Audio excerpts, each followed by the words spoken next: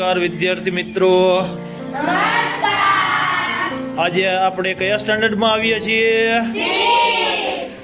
કયો પ્રોજેક્ટ લઈને આવ્યા છો તમે? મેથ્સ અથવા ગણિત. રેડી? આજે આપણા ધોરણ 6 ના બાળકો ગણિતનો પ્રોજેક્ટ લઈને આવ્યા છે, જેવો આપણે 1 by 1 પ્રોજેક્ટ આપણે સમજીએ.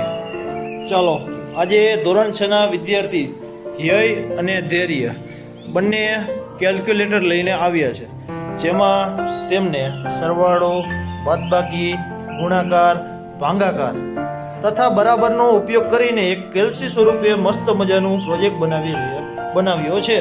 ધોરણ 6 ના 3 વિદ્યાર્થીઓ અર્ણવ, મિત, રિયાંશ મસ્ત મજાનો લસ્સા અને ગુસ્સાનો શોર્ટકટ પ્રોજેક્ટ લઈને આવ્યા છે, જે પોતે સમજાવું છે.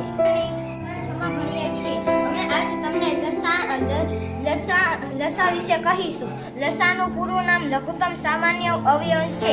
આ બે પટ્ટી છે, તેમાં આપણે 14 અને 18 નો ગુણક લખ્યો છે. હવે આપણે પટ્ટીને ફેરવતા જશું અને તેમાંથી જે પણ ગુણક સેમ આવશે તે આપણો લસા થશે. તો આપણે જોઈશું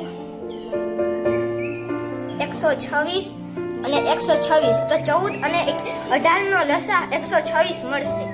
વધારે ઉદાહરણ દ્વારા આપણે સમજાવી શકશો તમે? તો સમજાવો બાળકો.